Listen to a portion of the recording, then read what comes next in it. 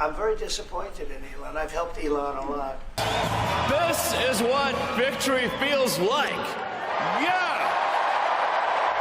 He said the most beautiful things about me. And he hasn't said bad about me personally, but I'm sure that'll be next.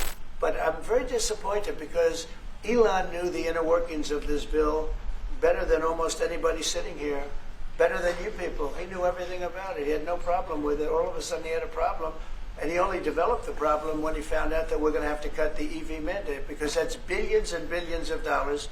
And it really is unfair. We want to have cars of all types. Electric, we want to have electric, but we want to have a gasoline, combustion. We want to have different. We want to have hybrids. We want to have all. We want to be able to sell everything.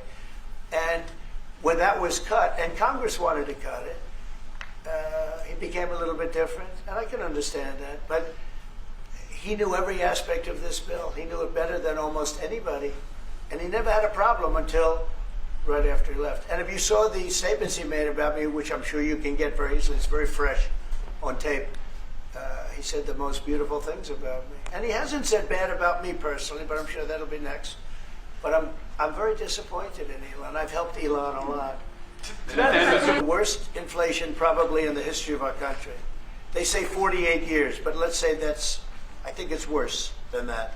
So we had the worst inflation in the history of our country under the Biden administration. Now we're down to a beautiful number, 2%. You'd actually like to keep it there. Better than zero is 2%. It's gone down maybe to 1%, and 1% is like perfect.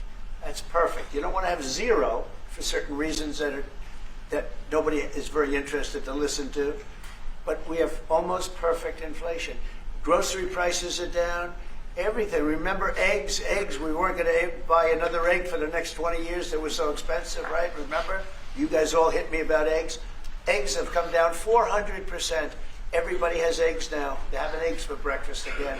But if you look at gasoline, very important. I think always the most important, because it's the energy is the biggest factor. That's what happened. He screwed up our energy policy, and everything went up because energy went up. But now energy is way down, and they have states where you're at $1.98 a gallon for gasoline. So the costs have come way down. And one of the things I ran on was that. I ran on the border. We have the best border in the history of our country, 99.99%. It was last week, 3 people came in, 2 of them for medical reasons. We let them in because one of them had a heart attack. I think it was a nice thing to do, and one of them had something else.